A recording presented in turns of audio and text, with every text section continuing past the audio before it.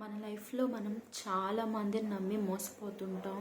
లేదా కొన్ని ఏజెన్సీని నమ్మి, లేదా కొన్ని జాబ్ని నమ్మి మోసపోతుంటాం. ఈ జాబ్ రెసిషన్ వల్ల మేము లే ఆఫ్స్ చేసేస్తున్నాము, లేదా ఈ కాంట్రాక్ట్ ఇంతటితో ముగిసిపోయింది అని చాలా మనం ఫేస్ చేస్తూ ఉంటాం.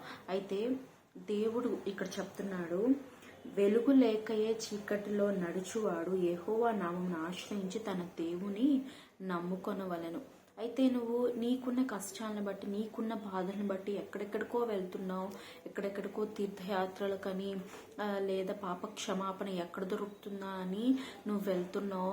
ఎక్కడెక్కడో ఏవేవో చేస్తున్నావు, ఎన్నో పూజలు చేస్తున్నావు, ఎన్నో నోములను వస్తున్నావు, ఎవరినో వెంబడిస్తున్నావు, అన్య దేవతల్ని, దేవుళ్ళని ఎంతమందినో నువ్వు ఎంతగానో పూజిస్తున్నావు. కానీ నీకు నెమ్మది లేదు, నీకు వెలుగు లేదు, నీకు సంతోషం లేదు, దుఃఖాన్ని నువ్వు మింగుతున్నావు, చీకటిలో బ్రతుకుతున్నావు. అయితే దేవుడు ఏమంటున్నాడు తెలుసా? వెలుగు లేక చీకటిలో నడుచువాడమైన నీవు ఏం చేయాలి తెలుసా? దేవుని ఆశ్రయించి ఆయన్ని మాత్రమే నమ్ముకోవాలని దేవుడు మాట్లాడుతూ ఉన్నాడు. మరి ఆయన నమ్ముకుంటే ఏమవుతుంది తెలుసా? దేవుడు అంటున్నాడు, అనుకూల సమయమందు నేను నీకు ఉత్తరం ఇచ్చితిని, రక్షణ దినమందు నేను నిన్ను ఆదుకొంటిని అని దేవుడు మాట్లాడుతూ ఉన్నాడు.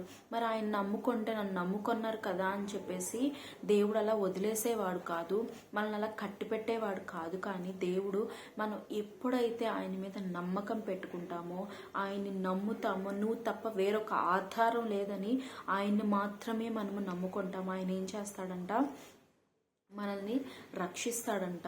మన మొర ఏదైతే ఉందో, మన ఆలోచన ఏదైతే ఉందో, దేవుని చిత్తంలో ఆలోచన ఉన్నట్లయితే, నీ మనవి దేవుని చిత్తంలో ఉన్నట్లయితే దేవుడు తప్పక నీ మొర వింటానని చెప్తున్నాడు, నిన్ను ఆదుకుంటానంటున్నాడు, నీకు రక్షణ ఇస్తానని దేవుడు చెప్తున్నాడు. ఎందుకంటే నువ్వు వాళ్ళని వీళ్ళని నమ్మలేదు, అక్కడక్కడ నువ్వు తిరగలేదు, మనుషులు నమ్ముకోలేదు, అధికారులు నమ్ముకోలేదు, రాజులు నువ్వు నమ్ముకోలేదు, ఎక్కడెక్కడో హాస్పిటల్స్ నువ్వు నమ్ముకోలేదు. కానీ నువ్వు దేవుణ్ణి ఆశ్రయించావు, ఆయన నమ్ముకున్నావు కనుక దేవుడు నీకు తప్పక సహాయం చేయవాడు. మరి ఒక సెలబ్రిటీ ఒక మాట చెప్తుంటే నేను విన్నానండి. ఏంటంటే, మా ఇంట్లో పనిచేసే ఆవిడ ఎక్కడా పని చేయకూడదు, నా ఇంట్లో ఒక్కతే పని చేయాలి, లేదంటే నేను తీసేసేవాడిని అని.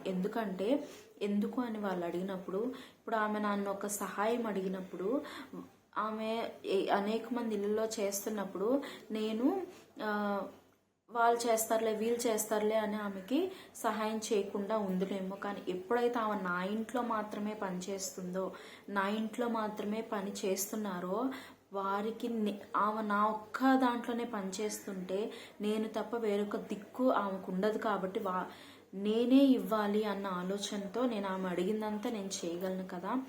సో ఇట్లాంటి విన్నప్పుడు నిజమే కదా, మనం అక్కడ ఇక్కడ వెళ్ళిపోకుండా దేవుని దగ్గర మాత్రమే మనము ఆధారపడితే ఆయన తప్పక మన మొర ఆలకించి మనల్ని ఆశీర్వదించి, మన నమ్మకత్వాన్ని ఆయన వమ్ము చేయకుండా ఆయన నమ్మకత్వాన్ని ప్రూవ్ చేసి మనల్ని ఆశీర్వదించే దేవుడు. ఆమేన్.